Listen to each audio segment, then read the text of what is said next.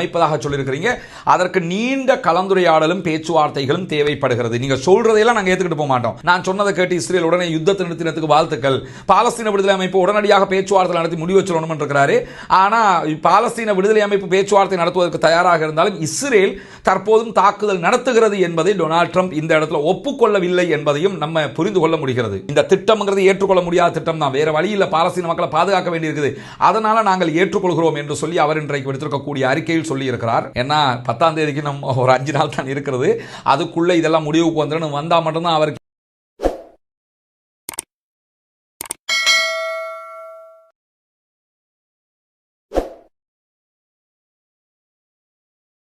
அஸ்ஸலாமு அலைக்கும் வரஹ்மத்துல்லாஹி வபரகாத்துஹு. அன்பிற்கினிய சகோதர சகோதரிகளே, நம் அனைவர் மீதும் ஏக இறைவனுடைய அமைதியும் கருணையும் உண்டாகட்டுமாக என்கிற உயரிய பிரார்த்தனைகளோடு பாலஸ்தீனத்தினுடைய காசா பகுதிகளில் இஸ்ரேலிய ஆக்கிரமிப்பு ராணுவம் நடத்தி வரக்கூடிய தாக்குதல்கள் 729வது நாளாகவும் இன்றும் தொடர்ந்து வரக்கூடிய இந்த நிலைமையில் என்ன நடக்கிறது காசாவில், காசாவையொட்டிய சர்வதேச நிலப்பரப்பில் என்னவெல்லாம் நடக்கிறது என்கிற செய்திகளைத்தான் இன்னைக்கு நம்ம பார்க்க இருக்கிறோம்.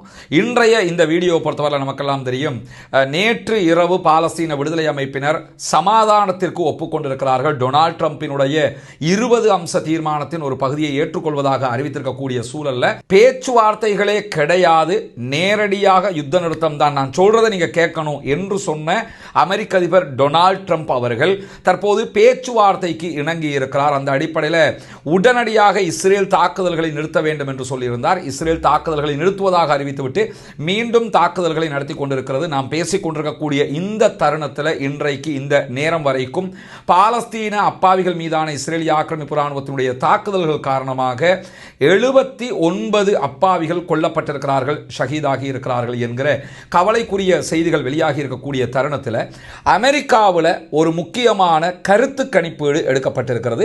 அந்த தகவல்களும் இன்றைக்கு வெளியாகி இருக்கு. இஸ்ரேலுடைய சேனல் 20 அந்த செய்திகளை வெளியிட்டிருக்கிறாங்க. அந்த கருத்து கணிப்பு அமெரிக்காவில் இருக்கக்கூடிய யூதர்களிடம் தான் நடத்தப்பட்டிருக்கிறது.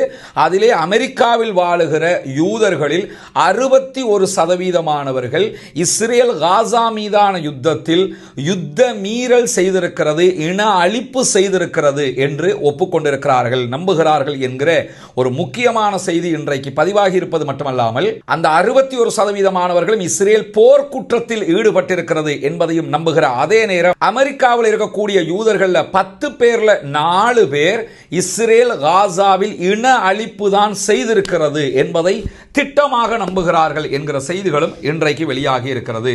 உண்மையை பொறுத்தவரையில் உண்மையை யாருமே மறைச்சு வைக்க முடியாது, உண்மையை அழிக்கவும் முடியாது என்கிற நிலையில் பாலஸ்தீனம் மீதான இஸ்ரேலுடைய தாக்குதல் அநியாயமானது, அபத்தமானது. பாலஸ்தீன மக்கள் அப்பாவிகள், அவர்களுடைய நாட்டுக்காகத்தான் அவர்கள் போராடுகிறார்கள் என்பதை மற்றவர்கள் நம்பியதை தாண்டி தற்போது அமெரிக்காவில் இருக்கக்கூடிய யூதர்களே நம்புகிறார்கள் என்பதுதான் மிக முக்கியமானது. எனவே பாலஸ்தீன யுத்தம் என்பது ஒரு முக்கியமான செய்தியை உலகத்திற்கு கொண்டு போய் சேர்த்து விட்டது. முதலாவது, பாலஸ்தீனத்தில் இருக்கக்கூடியவர்கள் அப்பாவிகள், பாலஸ்தீன மக்கள் தீவிரவாதிகள் அல்ல, பயங்கரவாதிகள் அல்ல என்பதும், இஸ்லாமியர்கள் பயங்கரவாதிகள் அல்ல, தீவிரவாதிகள் இல்லை என்பதையும் மிக அழகாக கொண்டு போய் உலகம் முழுவதும் இந்த யுத்தம் காட்டி, அதே நேரத்தில் உண்மையான தீவிரவாதத்தை பயங்கரவாதத்தை செய்யக்கூடியவர்கள் இஸ்ரேலியர்கள் தான், ஜியோனிஸ்டுகள் தான் என்கிற செய்தியையும் உலகம் பூராகவும் இந்த யுத்தம் கொண்டு போய் சேர்த்திருக்கிறது என்பதையும் நம்ம இந்த இடத்துல புரிந்து கொள்கிற அதே நேரம் பாலஸ்தீன விடுதலை அமைப்பினர் யுத்த நிறுத்தத்திற்கு ஒப்புக்கொண்டிருக்கிறார்கள். அந்த யுத்த நிறுத்தத்தினுடைய அறிக்கைகள் அவங்க தெளிவாக வெளியிட்டிருக்கிறாங்க. நாங்கள் யுத்த நிறுத்தத்துக்கு தயாராக இருக்கிறோம்,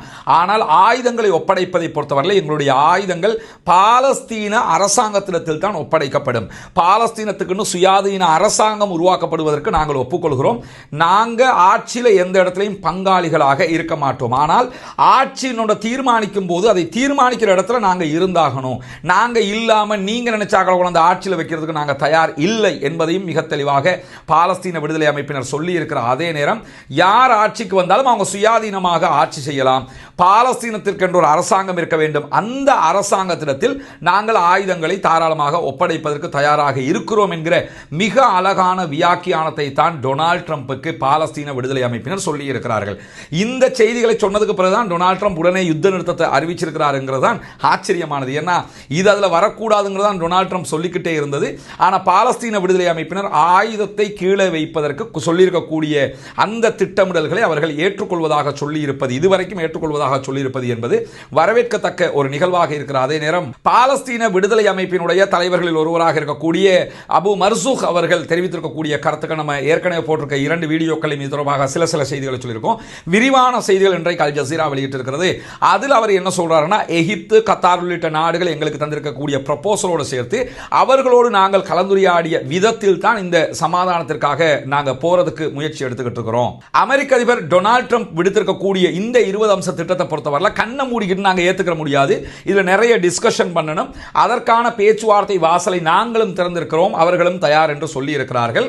அதிலே அமெரிக்க அதிபர் டொனால்ட் ட்ரம்பினுடைய அறிவிப்பில் பாலஸ்தீன விடுதலை அமைப்பை பயங்கரவாத இயக்கம் என்கிற வார்த்தைகள் பயன்படுத்தப்பட்டிருக்கு. அதை நாங்கள் ஏற்றுக்கொள்ள மாட்டோம் என்று ரொம்ப தெளிவாக சூப்பராக ஒரு விஷயத்தை சொல்லியிருக்கிறார். என்று கேட்டால், நாங்கள் பாலஸ்தீனத்திற்கான ஒரு தேசிய போராட்ட இயக்கமே தவிர நாங்கள் எந்த நாட்டில் போய் குண்டு வச்சு தாக்குதல் நடத்துகிற பயங்கரவாத இயக்கம் கிடையாது. மற்ற இயக்கங்களை சாடுகிற மாதிரி எங்களை சாடுறதுக்கு நீங்க வரக்கூடாது. நாங்கள் பயங்கரவாதிகள் அல்ல, எங்கள் நாட்டுக்கான தேசிய போராளிகளாகத்தான் நாங்கள் இருக்கிறோம் என்பதை நெஞ்சை நிமிர்த்தி மிக அழகாக அபு மர்சூக் அவர்கள் அந்த என்கிற வார்த்தைக்கான பதிலையும் சொல்லியிருக்கக்கூடிய நேரத்தில் யுத்தத்தை நிறுத்தி இன அழிப்பை நிறுத்துவதுதான் எங்களுக்கு இம்பார்ட்டன்ட். அதனால தான் நாங்கள் சமாதானத்துக்கு வர்றதுக்கே முயற்சி எடுத்திருக்கிறோம். அதுக்கு ஒப்புக்கொண்டிருக்கிற அதே நேரம் அரபு இஸ்லாமிய நாடுகளுடைய படைகளை கொண்டு வந்து ஒரு அமைதி காக்கும் படை என்றொன்றை நீங்கள் அமைப்பதாக சொல்லியிருக்கிறீங்க.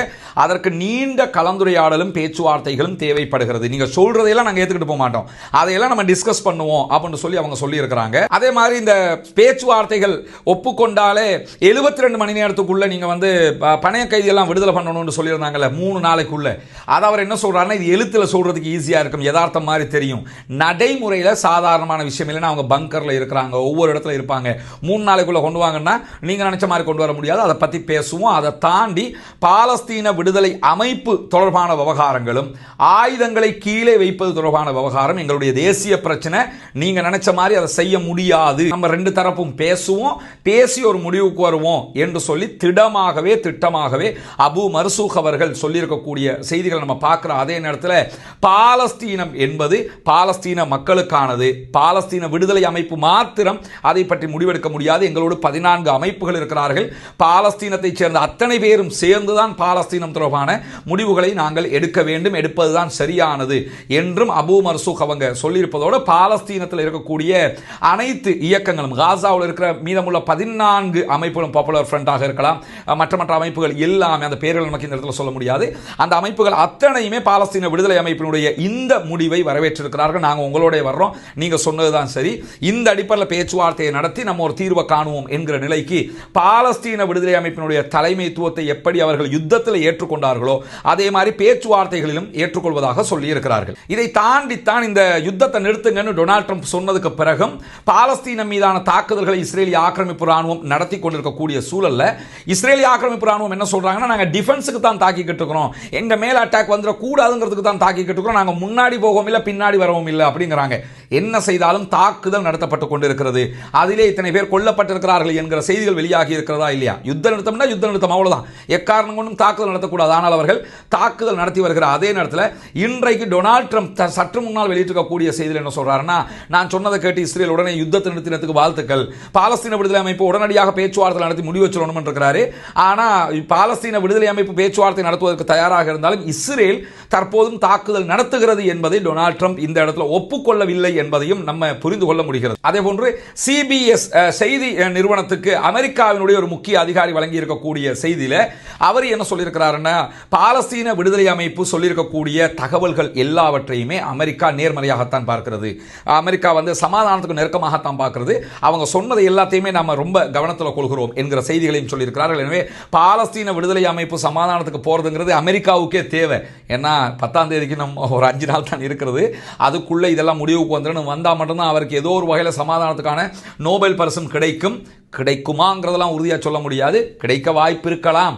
அதுக்காக அவர் தடுமாறுறாரு. பொறுத்திருந்து பார்ப்போம் அதில் என்ன நடக்க போகிறது என்பதை. இப்படியான சூழல்ல தான் மலேசிய பிரதமர் அன்வர் இப்ராஹிம் அவங்க மிக அருமையான ஒரு செய்தியை சொல்லியிருக்காங்க. இந்த அமெரிக்காவினுடைய ட்ரம்பினுடைய திட்டம் என்பது ஏற்றுக்கொள்ளத்தக்க ஒரு திட்டமே கிடையாது. ஒரு பக்க சார்பான திட்டத்தை தான் சொல்லி இருக்கிறாங்க. ஆனால் வேற வழி இல்லை. பாலஸ்தீன மக்களுடைய உயிரை பாதுகாக்க வேண்டியிருக்கிறது. மரணித்தவர்கள் மரணித்து விட்டார்கள், உயிரோடு இருக்கிறவர்களையாவது நம்ம பாதுகாக்க வேண்டிய தேவை இருக்குதுங்கிறதுனால இந்த ஒரு நிலைக்கு போக வேண்டி இருக்கிறது. அதற்காக எல்லாவற்றையுமே ஏற்றுக்கொள்ளப் போகிறோம் என்ற அர்த்தம் அல்ல, எல்லாவற்றையும் ஏற்றுக்கொள்ளவும் முடியாது என்கிற ஒரு ரொம்ப போல்டான ஒரு அறிக்கை, இதுவரைக்கும் வெளியிட்ட அறிக்கைகளில் ரொம்ப போல்டான அறிக்கையாக மலேசிய பிரதமர் அன்வர் இப்ராஹிம் அவருடைய இந்த அறிக்கையை பார்க்க முடியும். இந்த யுத்தம் ஆரம்பிச்சதிலிருந்தே மலேசியா தாராளமாக பாலஸ்தீனத்திற்கு ஆதரவாக உச்சமாக இருக்கிறது. இரட்டை நிலைப்பாட்டில் இல்லை. டர்க்கி மாதிரி இப்போ ஒன்று சொல்லுது, அடுத்த ஒன்று சொல்லுது, முனாஃபிக்தனமாக அவங்க நடக்கல, வெளிப்படையாகவே மிக தெளிவாக இருக்கிறாங்க. ஈவன் ஜெர்மனில் போய் நின்று கூட மலேசியாவுடைய பிரதமர் அன்வர் இப்ராஹிம் அவர்கள் தெளிவாக பாலஸ்தீனத்தை ஆதரித்து வெளிப்படையாக பேசியிருந்ததெல்லாம் நமக்கு தெரியும். அப்படி இருக்கிற நிலையில தான் இந்த திட்டம்ங்கிறது ஏற்றுக்கொள்ள முடியாத திட்டம் தான். வேற வழி இல்லை, பாலஸ்தீன மக்களை பாதுகாக்க வேண்டியிருக்குது, அதனால நாங்கள் ஏற்றுக்கொள்கிறோம் என்று சொல்லி அவர் இன்றைக்கு விடுத்திருக்கக்கூடிய அறிக்கையில் சொல்லி இருக்கிறார். அதே நேரத்தில் இஸ்ரேலுடைய எதிர்க்கட்சி தலைவர் யாயர் லாபித் தெரிவித்திருக்கக்கூடிய ஒரு முக்கியமான கருத்து வெளியாக இருக்கு. என்னன்னா, இந்த யுத்த நிறுத்தத்தையும் எப்படியாவது சீர்குலைக்கணும்ங்கிறது தான் பெஞ்சமின் நெத்தன்யாகு, பென் கிவிர், ஸ்மாரிச் ஆகிய முக்கியமானவர்களுடைய தேவையா இருக்கு. ஏன்னா இந்த 3 பேரும் தான் நம்பர் 1 இனவாதிகள். அவங்களுக்கு தான் இந்த ஆட்சியை தக்க வச்சுக்கணும் தேவை இருக்குது. அந்த 3 பேருமே எப்படியாவது மீண்டும் இதை சீர்குலைக்க திட்டமிடுகிறார்கள் என்பது இஸ்ரேலுடைய எதிர்க்கட்சி தலைவருக்கு தெரியும். ஏன்னா அந்த ஆளுக்கு ஆட்சிக்கு வந்துக்கிறணும், இவங்களுக்கு ஆட்சியை தக்க வச்சுக்கணும். 2 பேருக்குமே பலஸ்டைன் மீதான பாசம் கிடையாது. அவருக்கு ஆட்சியை பிடிச்சிக்கிற தேவை இருக்குது, இவங்களுக்கு ஆட்சியை தக்க வச்சு கொள்கிற தேவை இருக்கிறது. இந்த 2மே இருக்கிற காரணத்தினால என்ன பண்றாருன்னு கேட்டா, அவங்க இதை சீர்குலைக்க பார்க்கறாங்க. எப்படியாவது இந்த யுத்த நிறுத்தம் வந்துடக்கூடாது, மீண்டும் பாலஸ்தீன விடுதலை அமைப்போட யுத்தம்னு போனா தான் நம்ம ஆட்சியை பாதுகாக்க முடியும்னு நினைக்கிறாங்க. இவர் எப்படியாவது யுத்த நிறுத்தம் வரணும், வந்தா தான் எலெக்ஷன் வரும், அப்ப நம்ம ஜெயிச்சிடலாம்னு பார்க்கிறாரு. அந்த அடிப்படையில் அவர் என்ன சொல்றாருன்னு கேட்டா, நாங்கள் உன்னிப்பாக பார்த்து கொண்டிருக்கிறோம். நெசட் அவருடைய பாராளுமன்றத்தை சொல்றாரு, எங்களுடைய பாராளுமன்றம் பார்த்து கொண்டிருக்கிறது, நாட்டு மக்கள் அத்தனை பேரும் பார்த்து கொண்டிருக்கிறாங்க. நெத்தன்யாகுவோ அல்லது ஸ்மாரிச்சோ அல்லது பென் கிவிரோ இந்த யுத்த நிறுத்தத்தை சீர்குலைப்பதற்கு நாங்கள் விடமாட்டோம் என்பதில் மிக தெளிவாக இருக்கிறார். ஏன்னா இதையும் சீர்குலைச்சிட்டாங்கன்னு சொல்லி சொன்னா அவருக்கு எதிர்காலம் இல்லாமல் போயிரும்ங்கிறதுனால அவர் தெளிவாக இருக்கிறார். எனவே நெத்தன்யாகுவுக்கு வேற வழியே கிடையாது. இப்ப அவர் இந்த சமாதானத்திற்கு ஏதோ ஒரு வகையில் வந்துதான் ஆக வேண்டும் என்கிற நிர்பந்தத்துக்கு மத்தியில தான் எப்படியாவது சீர்குலைப்பதற்கான தாக்குதல்களையும் அவர் வேறு விதமாக நடத்தி கொண்டிருக்கிறார் என்கிறது வெளிப்படையாகவே தெரிகிறது. இந்த நிலையில இஸ்ரேலிய ஆக்கிரமிப்பு அரசாங்கத்தினுடைய அமைச்சர்களில் ஒருவராக இருக்கக்கூடிய ரான் டெர்மர் தலைமையில் நாளை காலை ஈஜிப்டில் நடைபெற இருக்கிற சமாதான பேச்சுவார்த்தைகளில் கலந்து கொள்வதற்கான தூதுக்குழு இஸ்ரேலிலிருந்து கிளம்பிட்டதாக செய்திகள் வெளியாகி இருக்குது. அதே நேரம் அமெரிக்காவினுடைய மத்திய கிழக்குக்கான தூதராக இருக்கக்கூடிய விட்காஃபும் உடனடியாக அமெரிக்காவிலிருந்து ஈஜிப்ட் நோக்கி வந்து கொண்டிருக்கிறார். கத்தருடைய தூதுக்குழுவும் ஈஜிப்ட் நோக்கி போய் கொண்டிருக்கிறது. பாலஸ்தீன விடுதலை அமைப்பினர் ஆல்ரெடி ஈஜிப்டுக்கு போயிட்டாங்க. இப்படி அனைத்து தரப்பினரும் ஈஜிப்டில் ஒன்று சேர்கிறார்கள். ஈஜிப்டில் வைத்து தான் நாளைய தினம் இந்த சமாதான உடன்படிக்கைகள் எப்படி அமையப் போகிறது என்கிற பேச்சுவார்த்தைகளும் நடைபெற இருக்கிறது. அந்த பேச்சுவார்த்தைகள் இடையில வரக்கூடிய அப்டேட்டுகளை நம்ம உடனுக்குடன் உங்களோட பகிர்ந்து கொள்வதற்கு தயாராக இருக்கிறோம். இதே நேரத்தில் நமக்கு தெரியும் ஃப்ரீடம் ஃப்ளோட்டிலா என்கிற ஒரு கூட்டணி சார்பாக 43 கப்பல்கள் காசாவை நோக்கி போனது. அதில் போன அத்தனை பேருமே அவங்க கைது பண்ணியிருந்தாங்க. கைது செய்யப்பட்டவர்களுடைய ஒரு பகுதியினர், குறிப்பாக டர்க்கியை சேர்ந்தவங்களையும் அவர்களோடு சென்ற இன்னும் சிலரையும் சேர்த்து கிட்டத்தட்ட ஒரு 200க்கும் மேற்பட்டவர்களை டர்க்கியினுடைய ஒரு விமானத்தில் தற்போது டர்க்கிக்கு அனுப்பிட்டாங்க. வந்து விமானம் தரை இறங்கி விட்டது.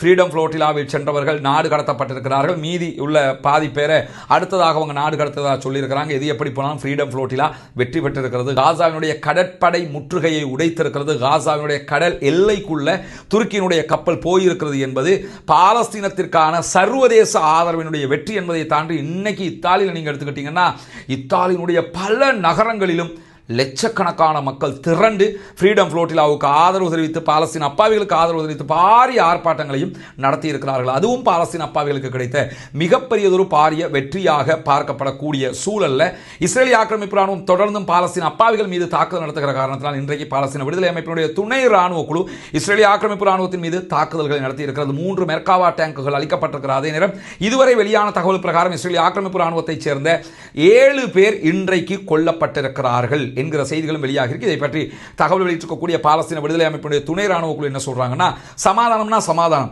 நீங்க அமைதியா இருந்தா நாங்களும் அமைதியா இருந்துருவோம், ஆனா நீங்க அப்பாவி மக்களை கொல்ற காரணத்தினால நாங்க திருப்பி தாக்கி இருக்கிறோம் என்கிற பதிலடி தாக்குதல் கொடுத்த விவகாரத்தையும் இன்றைக்கு வெளியிட்டிருக்கிறார்கள். எனவே பொறுத்திருந்து பார்ப்போம் என்னவெல்லாம் நடக்கப் போகிறது என்பது. இன்றைக்கு வெளியாக இருக்கக்கூடிய மிக முக்கியமான செய்திகளை தான் பார்த்திருக்கிறோம். தொடர்ந்து இணைந்திருங்கள். நாளைய ஈஜிப்டினுடைய பேச்சுவார்த்தைகள் தொடர்பான செய்திகளையும் உங்களுக்கு உடனுக்குடன் கொண்டு வந்து தருவதற்கு தயாராக இருக்கிறோம். எனவே அந்த செய்திகளை எல்லாம் அறிந்து கொள்வதற்காக ரஸ்மின் நியூஸ் மற்றும் ரஸ்மின் டாக்ஸ் ஆகிய 2 சேனல்களையும் சப்ஸ்கிரைப் செய்யாத சகோதரர்கள் சப்ஸ்கிரைப் செய்து இணைந்து கொள்கிற அதே நேரம் நம்முடைய டெலிகிராம் மற்றும் வாட்ஸ்அப் சேனல்களையும் இணையாத சகோதரர்கள் இணைந்து கொள்ளுங்கள் என்கிற செய்திகளோடு பாலஸ்தீனம் வெற்றி பெற வேண்டும், பாலஸ்தீனம் சுதந்திரம் அடைய வேண்டும், பாலஸ்தீன மக்களும் நம்மை போன்ற நிம்மதியானவர்களாக மாற வேண்டும், வாழ வேண்டும் என்கிற உயரிய பிரார்த்தனைகளோடு பாலஸ்தீன அப்பாவிகளுக்காக பிரார்த்திக்கிற அதே நேரம் இஸ்ரேலிய ஆக்கிரமிப்பு ராணுவத்துக்காக தொடர்ந்தும் கொண்டு வந்து நாசிலாவை ஓத மறந்து விடாதீர்கள் சகோதரர்களை, நண்பர்களை, தாய்மார்களை, உறவுகளை என்கிற கோரிக்கைகளோடு பாலஸ்தீன மக்களுக்காக ஜனநாயக ரீதியாகவும் குரல் எழுப்புவோமாக. வாஹ்ரு தஅவானா அல்ஹம்துலில்லாஹி ரப்பில் ஆலமீன்.